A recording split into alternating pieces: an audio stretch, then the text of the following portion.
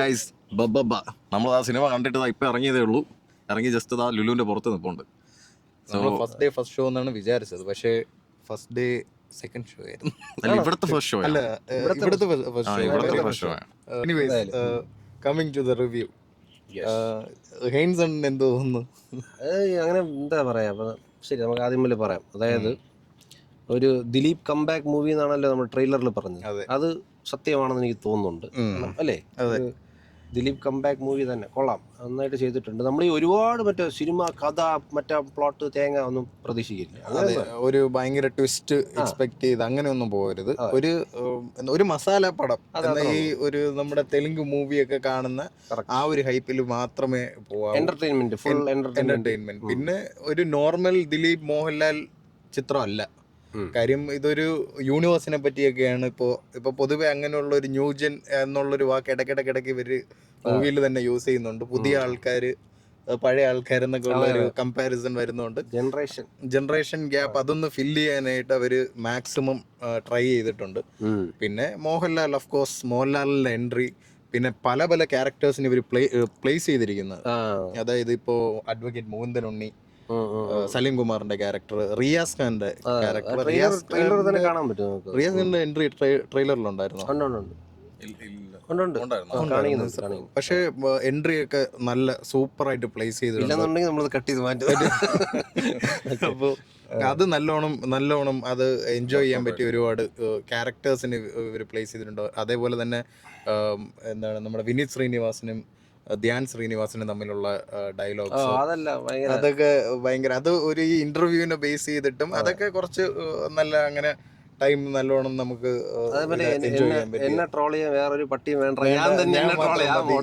എന്നുള്ള അങ്ങനെയുള്ള കുറച്ച് കാര്യങ്ങൾ കൊള്ളായിരുന്നു. പിന്നെ സോങ് വൈസ് അങ്ങനെ സോങ്സ് വലിയ നോർമലി ആ ഒരു സോങ് മോഹൻലാലും ദിലീപും കൂടെ ഡാൻസ് ചെയ്യുന്നത്, ഡാൻസ് ഒക്കെ അത്യാവശ്യം നല്ലോണം ഒരു ഹാർഡ് വർക്ക് അതിൽ കാണാനുണ്ട്.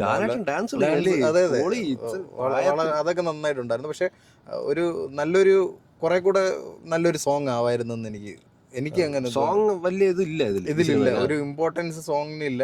പിന്നെ ഒട്ടുമിക്ക അല്ലാത്ത സോങ്സ് ഉണ്ടായിരുന്നല്ലോ, നമ്മുടെ ഈ നരസിംഹത്തിലെ സോങ്, പിന്നെ കലാഭമണിയുടെ സോങ്സ്, അതൊക്കെ പ്ലേസ് ചെയ്തിരിക്കുന്ന സിറ്റുവേഷനും ഇതുമൊക്കെ വളരെ നല്ല അടിപൊളി, നമുക്ക് നല്ല എന്റർടൈൻമെന്റ് ആയിട്ടുള്ള കാര്യങ്ങളുണ്ടായിരുന്നു. അതൊക്കെ ഒരു ഫാൻ മൂവി, ഒരു ഫാൻ മൂവി. മോഹൻ ആ ഒരു കോൺസെപ്റ്റിൽ തന്നെ മൂവി കാണണം. അല്ലാതെ ഈ സ്റ്റോറി അത് മൂവിയുടെ തുടക്കത്തിൽ തന്നെ അവർ പറയുന്നുണ്ട്, നിങ്ങൾ നോ ലോജിക്കാണ്, ലോജിക് ഒന്നും പ്ലേസ് ചെയ്ത്, പക്ഷെ എന്നാലും അവർ അത്യാവശ്യം ലോജിക്കൊക്കെ അതിനകത്ത് പ്ലേസ് ചെയ്തിട്ടുണ്ട്.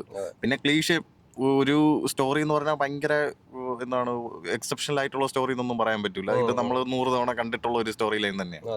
ഇതേ സെയിം സ്റ്റോറി ലൈൻ, ഈ അഴിമതിയും പിന്നെ എന്താണ് ആ ഒരു ലൈനെല്ലാം നമ്മൾ വർഷങ്ങളായിട്ട് കാണുന്നതാണ്. പക്ഷെ അതിപ്പോൾ ഒരു ഫാൻ ബേസിൽ എടുത്തിട്ടുണ്ട്. പിന്നെ ലാലേട്ടൻ ഇപ്പം എനിക്ക് തോന്നുന്നു ദിലീപിന് വേണ്ടി മാത്രമേ ഇതൊക്കെ ചെയ്യുള്ളൂ. സത്യം അല്ലേ? പിന്നെ ചെയ്യാനൊന്നുമില്ല. ലാലേട്ടനെ മാക്സിമം പിഴിഞ്ഞെടുത്തിട്ടുണ്ട്. പുള്ളിയെ കൊണ്ടിട്ട് പുള്ളി ഈ ഏജിൽ ഇങ്ങനെ ഇത് ചെയ്യുമെന്നൊന്നും ആരും പ്രതീക്ഷിച്ചില്ല. കാരണം ഇത്രയും വർഷത്തെ എല്ലാം റെഫറൻസ് ചെയ്തിട്ടുണ്ടല്ലേ. അതെ, ഐക്കോണിക് റോൾസ് എല്ലാം പുള്ളി റെഫറൻസ് കൊടുത്തിട്ടുണ്ട്. പിന്നെ ഗില്ലി മൂവിയുടെ വലിയൊരു റെഫറൻസ് ഇതിലുണ്ട്. അതായത് ഗില്ലിയുടെ വണ്ടിയും, പിന്നെ അത് ഈ പടത്തിന്റെ ഒരു ഓവറോൾ ഒരു ഇതിനകത്ത് അത് ഈ പേരും അവരുടെ ഗാങ്ങിന്റെ പേരും അങ്ങനെയൊക്കെ ആയിട്ട് ഗില്ലി മൂവിക്ക് ഇതിന് നല്ലൊരു സ്പോയിലർ ഒന്നും അല്ല, നോർമലാണ്. അത് വളരെ വിസിബിൾ ആണ്. ആ ഗ്യാരേജ് ഒക്കെ കാണിക്കുമ്പോൾ CID മൂസിലെ കാറൊക്കെ കാണിക്കുന്നുണ്ട്. അപ്പൊ അതേപോലെയുള്ളതിൽ വരുന്നത് തന്നെയാണ്, ആ ഇതിൽ വരുന്നത് തന്നെയാണ്. പിന്നെ അതിന്റെ എൻട്രിയും ആ ഇതിലെ ഗില്ലിയിലെ മ്യൂസിക്കും ഒക്കെ പ്ലേസ് ചെയ്തിരിക്കുന്നത് അതും കൊള്ളാം. പിന്നെ ക്ലൈമാക്സിനോട് അടുക്കുമ്പോഴത്തേക്കും ഒരു ടോട്ടൽ നമ്മൾ ഒരു ദിലീപ് മൂവി കാണാൻ പോകുന്നു അല്ലെങ്കിൽ ഒരു മോഹൻലാൽ മൂവി കാണാൻ പോകുന്നു എന്നുള്ളൊരു മൈൻഡ് സെറ്റിൽ പോകരുത്. കാര്യം എനിക്ക് ടോട്ടലി അതൊരു വേറെ ഇവരിപ്പോ ഇറങ്ങുന്ന മൂവീസിനെ റെഫറൻസ് വെച്ചുകൊണ്ട് ഒരു പാരലൽ യൂണിവേഴ്സ്, ഒരു വേറൊരു യൂണിവേഴ്സ് ക്രിയേറ്റ് ചെയ്യാം, ദിസ് ഇസ് അനദർ യൂണിവേഴ്സ് എന്നുള്ള ആ ഒരു കോൺസെപ്റ്റാണ് കൂടുതൽ. ആ ക്ലൈമാക്സിലുള്ള ഇവരുടെ എൻട്രിയും അതിനുശേഷമുള്ള ഇത് കണ്ടപ്പോൾ എനിക്ക് ശരിക്കും ഒരു പ്ലോട്ട് ഇത് തോന്നിയെന്ന് വെച്ച് കഴിഞ്ഞാൽ, അനിമൽ മൂവിയിലെ അവസാനം ഗണ്ണ് കൊണ്ടുവരുന്ന എല്ലാവരും കൂടെ ഗണ്ണായിട്ട് വരുന്ന കാര്യം, ഇതിൽ എല്ലാത്തിന്നുമുള്ള എല്ലാ മൂവീസിൽ നിന്നുള്ള ഇൻപുട്സ് ഇതിലുണ്ട്. ഒരു സ്പൂഫ് മൂവി പോലെ. അതെ, ഏകദേശം അതാണ് കാര്യം. ഒരു സ്പൂഫ് മൂവി പോലെ അതിലെ എല്ലാ റെഫറൻസസും ട്രോൾ ചെയ്യാനുള്ള ആൾക്കാർ ഒരുപാട് ട്രോൾ ചെയ്യുന്നുണ്ട്. പിന്നെ ഒരു സൈക്യാട്രിസ്റ്റിന്റെ ഒരു ഇതുണ്ട്, അത് കണ്ടു തന്നെ നോക്കണം. അത് എപ്പോഴും എല്ലാ മൂവിയിലും സൈക്യാട്രിസ്റ്റ് ആയിട്ട് വരുന്നവരുള്ള, അത് പിന്നെ പറയണ്ടല്ലോ എന്ന് പറയുന്ന അങ്ങനെയൊക്കെ ഉള്ള ഇതും ഒരുപാട് മൂവീസിനെ ഒരു കമ്പൈൻ ചെയ്തുകൊണ്ട് അതിൽ നിന്നെല്ലാം ഇൻപുട്സ് എടുത്തുകൊണ്ട് അങ്ങനെ ചെയ്തിരിക്കുന്ന ഒരു മൂവിയാണ്. പിന്നെ ഓവറായിട്ട് ഭയങ്കര ഹൈപ്പ്, ഭയങ്കര എക്സ്പെക്റ്റേഷൻ, ഒരു അങ്ങനെ വെച്ച് പോവാതെ ഒരു നോർമൽ മൂവി കാണാൻ പോകുന്നു എന്നുള്ളൊരു ഇതിലാണെങ്കിൽ ഡിസപ്പോയിൻമെന്റ്സ് ഇല്ല. അഭിപ്രായം എന്താണ്? അല്ല ഇപ്പം ബേസിക്കലി ഇത്രേ ഉള്ളൂ. അല്ല ബേസിക്കലി അല്ലല്ല അങ്ങനെ അല്ല ഇത്രേ ഉള്ളൂ. ബേസിക്കലി ഈ പറഞ്ഞ നമ്മൾ നേരത്തെ പറഞ്ഞ പോലെ തന്നെ രണ്ട് ജനറേഷന് പ്രോപ്പറായിട്ട് കാണിച്ചിട്ടുണ്ട്. രണ്ട് ജനറേഷന് അവരുടെ രീതിയിലുള്ള റെസ്പെക്റ്റ് കൊടുത്തുകൊണ്ട് തന്നെ അവരത് പോർട്രേ ചെയ്തിട്ടുണ്ട്. അതായത് ഇപ്പോൾ വിനീത് ശ്രീനിവാസനും ധ്യാനിനെയും പിന്നെ ഓപ്പോസിറ്റ് നിൽക്കുന്ന ദിലീപും ആ രീതിയിലാണ് കാണിച്ചിരിക്കുന്നത്. പക്ഷേ രണ്ട് ജനറേഷൻ അതിൻ്റെ രീതിയിൽ കാണിച്ചിട്ടുണ്ട്. പക്ഷേ സട്ടിലായിട്ടാണ് ചെയ്തിരിക്കുന്നത് അല്ലേ. ഒരുപാട് അങ്ങ് വൃത്തികേടാക്കി ഈ രണ്ടുപേരെയും ഡിഫെയിം ചെയ്തിട്ടുമില്ല അല്ലേ പ്രോപ്പറായിട്ട്. എന്നാൽ ഈ പറഞ്ഞ പോലെ ഞാൻ തന്നെ എന്നെ കളിയാക്കാൻ വേറെ ആരും വേണ്ട എന്നുള്ള രീതിയിൽ അവർ ആ ഒരു ഇത് സെറ്റ് ചെയ്തിട്ടുണ്ട്. കൊള്ളാം, മൊത്തത്തിൽ കൊള്ളാം. നല്ല എൻ്റർടൈൻമെൻറ്റ് മൂവി. പിന്നെ ഈ പറഞ്ഞ പോലെ എന്തോടെ ബാലയും മറ്റേ വിജയ കണ്ട് കൈയടിക്കണം, നിങ്ങളിത് കാണണം, ഒരു പ്രശ്നമില്ല, അങ്ങനത്തെ കുഴപ്പമില്ല. പിന്നെ ദിലീപും മലയാളത്തിലും അങ്ങനെയൊക്കെ മൂവീസ് വേണ്ടേ? അതെ സത്യം. ആ ഒരു കോൺസെപ്റ്റിൽ നോക്കുമ്പോഴത്തേക്കും ഭയങ്കര എന്റർടൈനിങ് മൂവിയാണ്. എന്റർടൈൻമെന്റ് കോൺസെപ്റ്റിൽ മാത്രം നമ്മൾ നോക്കിക്കഴിഞ്ഞാൽ. പിന്നെ വേറൊരു കാര്യം, ഇതിനകത്ത് യൂസ് ചെയ്യുന്ന വെഹിക്കിൾസ് ഉണ്ടായിരുന്നോ? എല്ലാം നല്ല കസ്റ്റം മെയ്ഡ്. അതായത് നമ്മുടെ മലയാളം മൂവീസിൽ നോർമലി കാണാൻ പറ്റാത്ത രീതിയിൽ അങ്ങനത്തെ, അതും നല്ല വെൽ എക്സിക്യൂട്ടഡ് ആണ്. ചുമ്മാ ഏതെങ്കിലും പെയിന്റ് അടിച്ച് കുറെ ഫിക്സ്റ്റേഴ്സ് വെച്ചോണ്ട് വന്നേക്കുന്നതല്ല. നല്ല രീതിയിൽ കസ്റ്റമൈസ് ചെയ്തിട്ടുള്ള വണ്ടിയുണ്ട്. പിന്നെ എനിക്ക് ടു ബി ഓണസ്റ്റ് എനിക്ക് നെഗറ്റീവ് സൈഡായിട്ട് തോന്നിയ പാട്ടെല്ലാം ഭയങ്കര ശോകമായിരുന്നു. പിന്നെ സ്റ്റോറി ലൈൻ ഓക്കെ, പക്ഷെ എന്താണെന്ന് ചോദിച്ചു കഴിഞ്ഞാൽ സ്റ്റോറി നമ്മൾ എക്സ്പെക്ട് ചെയ്ത് ഇതിനകത്ത് വരുന്നില്ല. കാരണം പുള്ളി ആദ്യമേ പറഞ്ഞിട്ടുള്ള കംപ്ലീറ്റ് ഒരു പവർ പാക്ഡ് ഒരു സംഭവമായിരിക്കുന്നു. പക്ഷെ എനിക്ക് കുറച്ച് ലാഗ് ഫീൽ ചെയ്തു. ലാഗ് എവിടെന്ന് അറിയോ? ഈ ആക്ഷൻ വന്ന കുറച്ച് സ്ഥലം, ആക്ഷൻ ആവശ്യമില്ലാത്ത കുറച്ച് ആക്ഷൻ ഉണ്ട് അല്ലേ, ആ ഒരു സ്ഥലം തോന്നിയില്ലേ? അതെ, ആ ഒരു ലാഗ് മാത്രമല്ല, ആ ലാഗിന്റെ കാരണം എന്താണെന്ന് വെച്ച് കഴിഞ്ഞാൽ ഇപ്പം നമ്മൾ ക്ലൈമാക്സ് കണ്ട സമയത്ത് തന്നെ ഈ ക്ലൈമാക്സിൽ ഇപ്പം ഒരു വലിയൊരു ക്യാരക്ടറിനെ കൊണ്ടുവരുന്നുണ്ട്. ക്ലൈമാക്സ് അവരൊരു സെക്കൻഡ് പാർട്ട് എന്നുള്ള രീതിയിലാണ് അവർ എൻഡ് ചെയ്തേക്കുന്നത്. സോ ആ കൊണ്ടുവരുന്ന സമയത്ത് തന്നെ സ്പോയിലർ അല്ല, പക്ഷെ അതൊരു വലിയൊരു ക്യാരക്ടർ പറഞ്ഞുകൊണ്ട് അതൊരു എന്താ ഒരു പാൻ ഇന്ത്യൻ ലെവലിലോട്ടൊക്കെ പോകുന്നൊരു സംഭവമാണ്. പക്ഷെ അതിൽ ഒരു സംഭവം എന്ന് വെച്ചാൽ അത് ഭയങ്കരമായിട്ട് അങ്ങ് ഇഴച്ചു കളഞ്ഞു. അത് ആ എൻട്രിയിൽ എന്തെങ്കിലും ഒരു ഡയലോഗ് പറഞ്ഞെങ്കിൽ നിർത്തായിരുന്നു.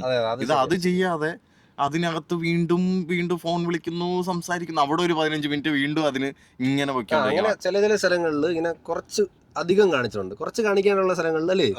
അത് മോഹൻലാലും ഷോർട്ടാക്കി കാണിക്കുന്നത്. അതിലെ മെയിൻ ക്യാരക്ടർ ഫോണിൽ സംസാരിക്കുമ്പോൾ മോഹൻലാലും ദിലീപും കൂടെ ഫോണിൽ കേട്ടോണ്ട് നിൽക്കുന്ന ഷോട്ട് മാത്രം ഒരു 3 ഷോട്ട് ഉണ്ട്. ചുമ്മാ ഇങ്ങനെ അപ്പുറത്തെ ആള് സംസാരിക്കുകയും പിന്നെ ദിലീപും മോഹൻലാലും കൂടെ കേട്ടോണ്ടിരിക്കുന്ന ഇത് മാത്രം ഒരു 3 പ്രാവശ്യം റെസ്പോൺസ് ഒന്നുമില്ല, ജസ്റ്റ് സൈലൻസ് ആണ്. അതേപോലെ ഫസ്റ്റ് സ്റ്റാർട്ടിങ്ങില് ആ കുട്ടികളെ കൊണ്ടുവന്നുള്ള നറേഷൻ സത്യം പറഞ്ഞാൽ അത് ആദ്യം ആ മൂവിയുടെ ടോട്ടൽ ഫേസിനെ, പിന്നെ അതൊന്ന് വന്ന് കത്തിക്കേറി വരുന്നുണ്ടെങ്കിൽ മൂവിയുടെ ഫസ്റ്റ് തുടങ്ങുന്ന ടൈമിലുള്ള ആ ഒരു ആദ്യത്തെ കഥ അത് നറേഷൻ ബേസിലുള്ള ഒരു നറേഷനാണ്, നല്ല നറേഷനാണ്. പക്ഷെ അത് ഏകദേശം ഒരു 5 മിനിറ്റോളം ഇതിന്റെ ഇനീഷ്യൽ ഫേസ്, ആ ഒരു തുടക്കത്തിൽ മൂവിയുടെ ആ ഒരു തുടക്കം ടൈമിൽ ഭയങ്കരമായിട്ട് നമ്മളെ ലാഗ് അടിപ്പിച്ച് കളയും. അതിപ്പം നമ്മൾ മൂവി തുടങ്ങും എന്ന് പറഞ്ഞ് വെയിറ്റ് ചെയ്തിരുന്നാലും ഈ കുട്ടികളുടെ കഥ അങ്ങ് തീരുന്നില്ല. പിന്നെ ഇടയ്ക്ക് വീണ്ടും അത് ശരിക്കും പറഞ്ഞ ഒരു അൺനെസസറി പ്ലേസ്മെന്റ് ആയിരുന്നു. പിന്നെ അതിൽ എനിക്ക് വേറൊരു കാര്യം തോന്നി എന്താന്ന് വെച്ച് കഴിഞ്ഞാൽ, നിങ്ങൾ ശ്രദ്ധിച്ചോന്നറിയില്ല, ഫ്ലാഷ് ബാക്ക് 2 തവണ പറഞ്ഞിട്ടുണ്ട്.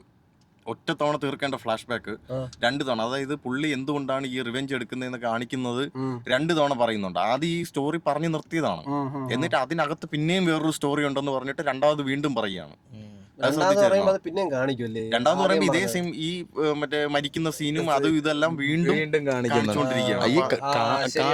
മാത്രമല്ല, ആ റിവെഞ്ച് എടുക്കാനുണ്ടായ റീസൺ അതൊരു ആദ്യം ഒരു റീസൺ പറയുന്നു, എടാ, അത് point ആണ്. പിന്നെ ശരിയാണ്. രണ്ടാമത് പറയുന്നു, രണ്ട് പ്രാവശ്യം കാണിക്കുന്നു. ആദ്യം ഒരു റീസൺ പറയും ഇത് കാരണമാണെന്ന് പറയും, എന്നിട്ട് രണ്ടാമത് അത് കുറച്ചുകൂടെ ഡിഫൈൻ ചെയ്തിട്ട് അത് മാത്രമല്ല ഇനി ഇങ്ങനെയും ഉണ്ട് എന്നുള്ള ഒരു, അത് സത്യം പറഞ്ഞാൽ അതിന്റെ ഒരു ആവശ്യമില്ലായിരുന്നു. പക്ഷെ അതൊരു ക്ലീഷേ, ഒരു എന്താണ്, നമ്മൾ ഒരുപാട് കണ്ട് പ്രാവശ്യം കണ്ട് കണ്ട് കണ്ട് മടുത്ത ഒരു റീസൺ ആണ് ഇതില് ഉള്ളത്. പക്ഷേ സ്റ്റോറി വൈസ് നമ്മൾ നോക്കുന്നില്ല. അതെ.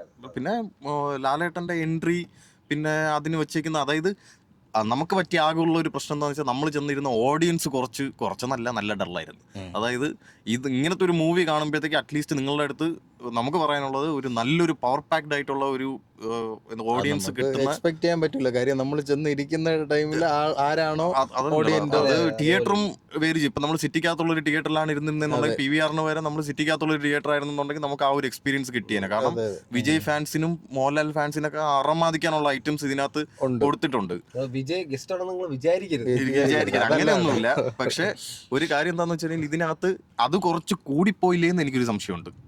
ഏതാടാ? അതായത് ഈ എന്ന് വെച്ചാൽ ഇപ്പം വിജയുടെ റെഫറൻസ് കൊടുത്തേക്കുന്നതാണെങ്കിലും ഇപ്പം ഗില്ലിയിലെ ഈ സോങ് തന്നെ ഒരുപാട് ആയിപ്പോയെന്ന് എനിക്ക് ഒരുപാട് ശരിയാണ്. ഇത് എല്ലാം അതാണ്, കുറേ സ്ഥലങ്ങളുണ്ട് കുറച്ച് നിർത്താനുള്ളടത്ത് അവരിങ്ങനെ കുറേ നമ്മൾ കഴിഞ്ഞില്ല എന്ന് തോന്നി പോവാ. ഗില്ലിയുടെ റെഫറൻസ് ആദ്യം ആ വണ്ടി ഓടിച്ച് വരുന്ന ഇതില് വാസ് ഓൺ ടൈം.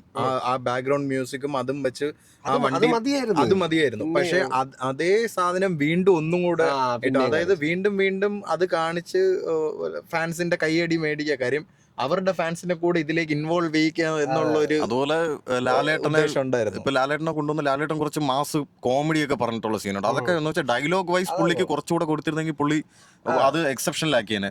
പക്ഷെ എനിക്ക് ഇപ്പൊ തോന്നി എന്താന്ന് വെച്ച് കഴിഞ്ഞാൽ പുള്ളിയെ കൊണ്ടുവന്നത് ഈ ഇത് കാണിക്കാൻ വേണ്ടി മാത്രം. അതായത് മുണ്ട് മടക്കുന്നു, മീശ വിരിക്കുന്നു, പിന്നെ ആ ഒരു ഇത് മാത്രമേ ഉള്ളൂ. വേറെ ഇപ്പൊ പുലിമുരുകനിലെ റെഫറൻസ് വരുന്നു. സ്റ്റോറി വൈസ് പുള്ളിക്ക് ഒന്നുമില്ല. യാതൊരുവിധ. ലാലേട്ടൻ വേണമെങ്കിൽ ഒരു ക്യാമിയോ എന്ന് പറയാല്ലേ, ഇതില് സെക്കൻഡ് ഹാഫിലല്ലേ ഉള്ളൂ. ഇതില് കാണിക്കുന്നത് അതിനെന്താ പറയുന്നത്, നമ്മൾ ഈ മൂവി കഴിഞ്ഞതിന് ശേഷം ഈ സ്ക്രോൾ ചെയ്ത് പോകുന്നതിന് ക്രെഡിറ്റ്സ് കാണിക്കുന്നതില് പുള്ളി ഇതാണ്, എന്താണ് അതിന് പറയുന്നത്, ഗസ്റ്റ് റോൾ അങ്ങനെയാണ് കാണിച്ചിരിക്കുന്നത്. ഓ, അപ്പൊ ലാലേട്ടൻ ഗസ്റ്റ് റോളാണ്, ഗസ്റ്റ് റോളാണ്, കുറച്ച് വലിയ ഗസ്റ്റ് റോളാണ്. പക്ഷെ അതില് കുറച്ച് സെക്കൻഡ് ഹാഫില് ലാലേട്ടന് കുറച്ച് അധികം, പിന്നെ ഈ ഡാൻസ് ആണെങ്കിൽ ഡാൻസ് എല്ലാം ഹെവിയാണ്. ലാലേട്ടന്റെ ഡാൻസ് ഇങ്ങനെ പെർഫോം ചെയ്യുമെന്ന് വിചാരിച്ചില്ല. പക്ഷെ ആ ഡാൻസിനുള്ള പാട്ടൊന്നുമില്ല. പുള്ളി ഡാൻസ് ആ ഡാൻസിന് പഴയ പാട്ട് തന്നെ യൂസ് ചെയ്തിരുന്നെങ്കിലും മതിയായിരുന്നു. അത് ഈ മറ്റേ എന്തോ അഴിഞ്ഞാട്ടം എന്ന് പറഞ്ഞൊരു പാട്ട് വെച്ചിട്ട് അത് അങ്ങനെ അത്ര ആ ഒരു വൈബൊന്നും വന്നില്ല. പക്ഷെ എന്താണ്, ഒരു എന്റർടൈൻമെന്റ് വൈസ് മൂവിയിലെ ഒരു ഇതില് നല്ല പവർ പാക്ഡ് ഒരു ഓഡിയൻസിന്റെ ഇടയിലാണ് ഇരിക്കുന്നതെന്നുണ്ടെങ്കിൽ നല്ല രീതിയിൽ നമുക്കത് എൻജോയ് ചെയ്യാൻ പറ്റും. പിന്നെ ആക്ടിങ് വൈസ് അത് നമ്മൾ പറയണം. ആക്ടിങ് വൈസ് വിനീത് ശ്രീനിവാസൻ ഒരു രക്ഷയില്ലായിരുന്നു. വിനീത് ശ്രീനിവാസൻ, ധ്യാൻ ശ്രീനിവാസന്റെ ഓവറായിട്ടുള്ള ഒരു പരിപാടിയിലെ എല്ലാം കോമഡി ഓൺ പോയിന്റ് ആണ്. അതുപോലെ ദേവ്ജി, ദേവ്ജി സത്യം കേട്ടോ, ദേവ്ജിയുടെ ഇതൊക്കെ എല്ലാ കോമഡിയും വർക്കൗട്ടായി. അതെ, ഒന്നും പാളിപ്പോയില്ല. കാര്യം പുള്ളി പറഞ്ഞ കാര്യങ്ങളെല്ലാം ആൾക്കാർക്ക് പടപടയെന്ന് സിങ്കായി. കാര്യം പുള്ളി ഇങ്ങനെ നിറഞ്ഞു നിൽക്കുകയല്ലേ സോഷ്യൽ മീഡിയയിൽ ട്രോളിലും എല്ലാം. പുള്ളി പറയുന്ന ഒരു ഡയലോഗ് അത് ഏത് സിനിമയിലാണെന്ന് നമുക്ക് കണക്ട് ചെയ്തെടുക്കാൻ പറ്റും. അത് വിത്തൗട്ട് ഓവർ ആക്ടിങ് പുള്ളി അത് ഭയങ്കര ദേവനെയാണ്. അതെ, ദേവ്ജി എല്ലാവർക്കും അറിയാലോ. അപ്പൊ പുള്ളിയെ കാണുമ്പോ തന്നെ ആൾക്കാർക്ക് എനിക്ക് പുള്ളി എന്താ തോന്നുന്നറിയോ, നമ്മുടെ മറ്റേ സുരേഷ് കൃഷ്ണ ഇല്ലേ, ആ ഒരു സംഭവം നീ അവര് പറഞ്ഞ് മനസ്സിലാക്കി. അതാണ് പുള്ളി ഒരു ഡയലോഗ് ഉണ്ടായിരുന്നത്. മറ്റേ സിനിമയില്. അതുപോലെ സലീമിനോട് ഒരു കാര്യം സംസാരിക്കുന്നുണ്ട്, അതിപ്പോ പറയാൻ പറ്റില്ല. അതുപോലെ സലീം കുമാർ, പിന്നെ ഏറ്റവും പെർഫോമൻസ് പറയാനുള്ളത് വിനീത് ശ്രീനിവാസന്റെ തന്നെ. പിന്നെ ധ്യാൻ ശ്രീനിവാസന്റെ കോമഡി എല്ലാം ഓൺ പോയിന്റ് ആയിരുന്നു. കോമഡി മാക്സിമം വർക്കൗട്ട് ചെയ്തിട്ടുണ്ട്. അതായത് ദിലീപിന്റെ ഒരു പഴയ സിനിമകളിലോട് കമ്പയർ ചെയ്യുന്നെങ്കിൽ ഈ ഇടയ്ക്ക് ഇറങ്ങിയ സിനിമകളിൽ ചെന്നിരുന്ന് ചിരിക്കാൻ പറ്റിയ ഒരുപാട് എലമെന്റ് ഉണ്ട്. നമ്മൾ ആ ഫൺ മൈൻഡിലാണ് പോയിരിക്കുന്നതെന്നുണ്ടെങ്കിൽ പിന്നെ ദിലീപിന്റെ നേരത്തെ സിനിമകളിൽ പുള്ളി കോമഡി കാണിക്കുമ്പോഴത്തേക്ക് വേണം എന്ന് പറഞ്ഞ് കോമഡി കാണിച്ച് ഓവറാക്കുന്ന ചില പരിപാടികളുണ്ടായിരുന്നു. ഇതിനകത്ത് അതില്ല.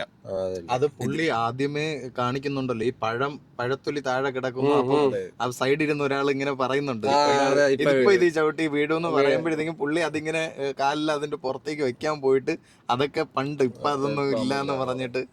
അപ്പൊ ആദ്യമേ അങ്ങനെ ഒരു ഇത് കൊടുക്കുന്നുണ്ട്, ഒരു പണ്ട് പ്രതീക്ഷിക്കേണ്ടതല്ല. പിന്നെ ഇപ്പോഴത്തെ ഒരു കറണ്ട് സിറ്റുവേഷൻ, പുള്ളിയുടെ കറണ്ട് സിറ്റുവേഷൻ ഒക്കെ വെച്ച് ബേസ് ചെയ്ത് അതിൻ്റെയൊക്കെ കുറേ റെഫറൻസും എല്ലാം കംപ്ലീറ്റ് റെഫറൻസ് തന്നെയാണ്. പിന്നെ സ്റ്റോറി വൈസ് അവസാനമൊക്കെ കുറച്ച് ആകെ എനിക്ക് ഫീലായ ഒരു കാര്യം എന്താണെന്ന് വെച്ച് കഴിഞ്ഞാൽ, നമ്മൾ ഈ സിനിമ ഏകദേശം ഒരു 20 മിനിറ്റ്സ് കൂടെ കുറയ്ക്കായിരുന്നു.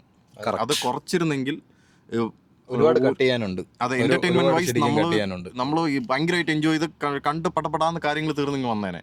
പക്ഷെ ഇത് അവര് ലാലേട്ടന്റെ സീൻ പോലും എനിക്ക് ഭയങ്കര ലാഗിങ് ആയിട്ട് തോന്നി. കാരണം ലാലേട്ടനെ ഒരുപാട് കൊണ്ടു നിർത്തി എല്ലാം ചെയ്യിപ്പിച്ചത് പോലും ഉണ്ട്.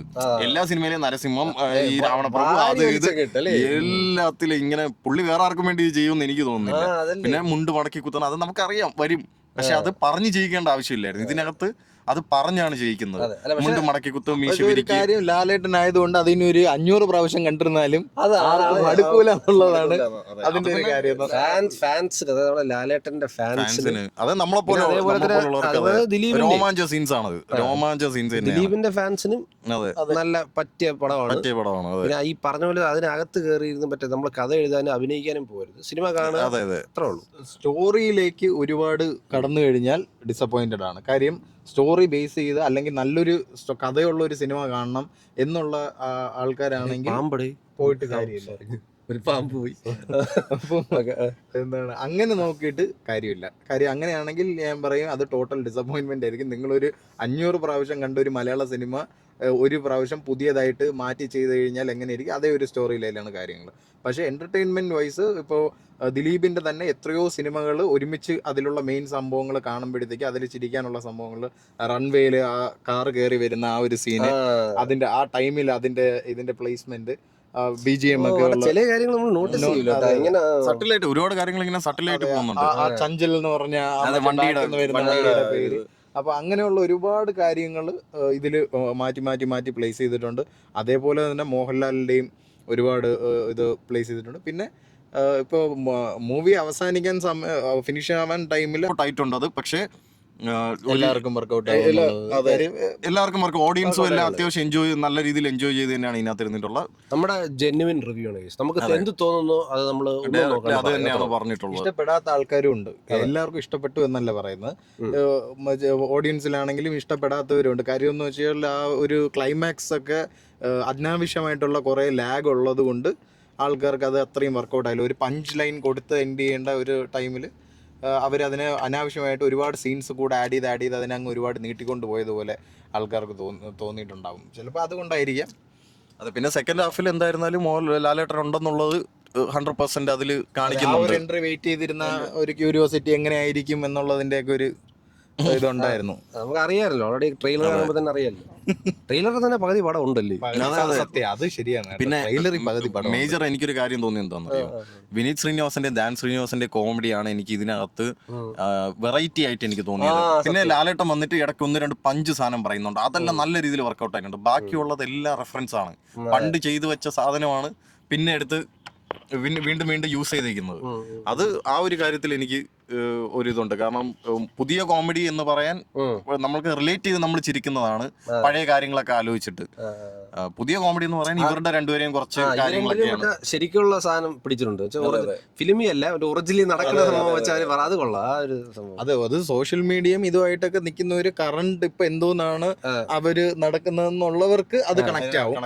അല്ലാത്ത ഓഡിയൻസ് ആണെങ്കിൽ, പിന്നെ ഇതിന്റെ നേരത്തെ ഏതെങ്കിലും ഒരു സിനിമ കാണാത്ത ഒരാളാണെങ്കിൽ ചിലപ്പോ എന്താണ് ഉദ്ദേശിച്ചതെന്ന് വെട്ടൻ സിനിമയിൽ മറ്റേ എപ്പോഴും കൈയെടുത്ത് കുമ്പിടുന്ന ഒരു വ്യക്തി ഉണ്ടല്ലോ. അപ്പൊ ഇയാളെ ഞാൻ എവിടെയോ കണ്ടിട്ടുണ്ടെന്ന് പറയുമ്പോൾ പുള്ളി വീണ്ടും ഇങ്ങനെ ഇത് അത് കണക്ട് ആവാത്ത ആൾക്കാർ അത് തന്നെ. അപ്പൊ അവർക്ക് അങ്ങനെ കണ്ടിട്ടില്ല വെട്ടൻ സിനിമ എന്നൊരു മലയാളി അതെ കണ്ടിട്ട് കാണാതിരിക്കാൻ സാധ്യതയില്ല. അപ്പോ അല്ലാതെ പക്ഷെ വേറൊരാളാണ് കാണുന്നതെന്നുണ്ടെങ്കിൽ അവർക്ക് ഇതിലെ ഈ മൂവിയിലെ ഒട്ടുമിക്ക ഒരു 80 to 85% കാര്യങ്ങളും കണക്റ്റ് ആവൂല.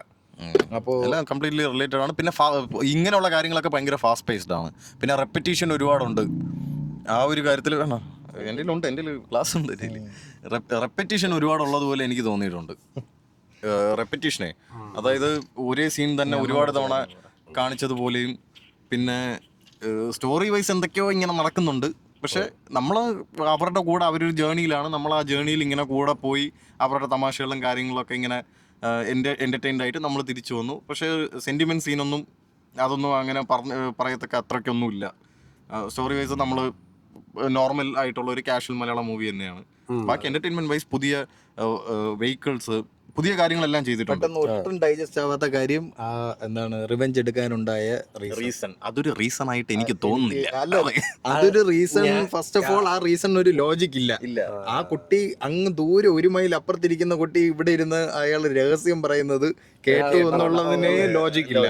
പിന്നെ ആ ലോജിക്കും പറഞ്ഞ് അതിന്റെ ലോജിക്ക് എന്താണെന്നുള്ളതാണ്. ചിലപ്പോ ഒരു അടി കൊടുത്താൽ തീർന്നേനെ. പിന്നെ അത്രയും വാശി ഉണ്ടായിരുന്ന ഒരാള് അങ്ങനെ ഒരു ഇതേപോലെയുള്ള ഫോൾസ് കമന്റ്സ് ഒക്കെ അടിക്കുന്ന ആൾക്കാർ ഒരുപാട് പേര് ഈ സമൂഹത്തിലുണ്ട്. അപ്പൊ എന്ത് ചെയ്യണം, ഈ കൂടെ കൊണ്ട് ഇങ്ങനെ നടക്കും. മോഹൻലാൽ ചോദിക്കുന്ന ഒരു ഡയലോഗ് ഉണ്ട് അതില്, ഇങ്ങനെ കൊണ്ട് നടക്കണെന്ന് ഞങ്ങൾക്ക്. അതാ ഞാൻ പറഞ്ഞ ഇപ്പൊ അതായിരുന്നു സത്യം. അല്ല, പുള്ളിയുടെ ഇപ്പം ഈ കൊണ്ട് നടക്കുന്ന ഈ ഒരു സീനിൽ സത്യം പറഞ്ഞാൽ പുള്ളിക്ക് എന്തെങ്കിലും ശിക്ഷ ആദ്യമേ ഈ പുള്ളിയുടെ എന്താണ് ഈ കറപ്ഷൻ എല്ലാം ആദ്യമേ അങ്ങ് വിളിച്ച് പറഞ്ഞാൽ മതിയായിരുന്നു. കാരണം തെളിവുകളെല്ലാം കയ്യിലുണ്ട്. ഈ പുള്ളിയെ കൊണ്ട് ഇത്രയും കറങ്ങേണ്ട ആവശ്യമൊന്നുമില്ല. അപ്പൊ അതൊക്കെ ഒരു നമുക്ക് ചിന്തിച്ചു പോകുമ്പോ നമ്മളിങ്ങനെ ചിന്തിച്ച് പക്ഷെ അത്രയും നമ്മൾ പോകണ്ട. നിങ്ങൾക്ക് എൻജോയ് ചെയ്യാനാണെന്നുണ്ടെങ്കിൽ കേറി ഇരുന്ന് അടിച്ച് പൊളിക്കുക എല്ലാരെയും കൂടെ. അത് അങ്ങനത്തെ ഓഡിയൻസ് ആണ് കിട്ടുന്നതെന്നുണ്ടെങ്കിൽ അടിച്ചു പൊളിക്കുക. നമുക്ക് പടം നല്ല രീതിയിൽ ഇഷ്ടപ്പെട്ടിട്ടുണ്ട്. അങ്ങനെ അതായത് ലാലേട്ടനെ ആ രീതിയിൽ കാണുക എന്നുള്ളത് ഒരു വലിയ എക്സ്പീരിയൻസ് തന്നെയാണ്. ഇനി പുള്ളി ഇത് ചെയ്യുമെന്ന് എനിക്ക് തോന്നുന്നില്ല. ഇനി മുണ്ട് മടക്കി കുത്താൻ പറഞ്ഞ പുള്ളി ചെയ്ത് കളിക്കാനും മുണ്ട് മടക്കാനും ഒക്കെ പറഞ്ഞ പുള്ളി മുണ്ട് പൊക്കി കാണിക്കും. വേറെ ആർക്കും വേണ്ടി ചെയ്യുമെന്ന് എനിക്ക് തോന്നുന്നില്ല. അത് ഈ ഇന്റൻസിറ്റിയിലല്ലേ ഫുൾ ഓൺ ലാലേട്ട ഇങ്ങനെ പച്ചയ്ക്ക് അങ്ങ് ഇറങ്ങി വന്നിരിക്കുകയാണ്. പിന്നെ ആരെ കൊണ്ട് ഓവർ ജയിച്ചിട്ടില്ല. അതായത് ഈ കോമഡി ഇങ്ങനെ കുറച്ച് 1-2 സ്ഥലത്ത് വർക്കൗട്ട് ആവാത്ത സീൻസ് ഒക്കെ ഉണ്ട്. ബാക്കിയുള്ളതെല്ലാം അത്യാവശ്യം കോമഡി ചിരിച്ചു, ഒരുപാട് ചിരിച്ചു. അതാണ് ഒരുപാട് നാൾക്ക് ശേഷം ഒരു സിനിമയ്ക്ക് കയറി ഇരുന്നിട്ട് അത് പ്രത്യേകിച്ച് ഒരു ദിലീപിന്റെ വർക്കൗട്ടായി. ഒരു തിയേറ്ററിൽ പോയിരുന്നിട്ട് കണക്ട് ആയി. എല്ലാം നമുക്ക് നല്ല രീതിയിൽ അത് വർക്കൗട്ടായി. പക്ഷെ ഇതൊക്കെയാണ് കാര്യം. അപ്പൊ അത്രേ ഉള്ളൂ, നമ്മൾ ഒരുപാട് വലിച്ചു നീട്ടുന്നില്ല. അപ്പൊ ഓക്കെ ഗൈസ്, പോയി സിനിമ കാണൂ, സിനിമ എൻജോയ് ചെയ്യൂ.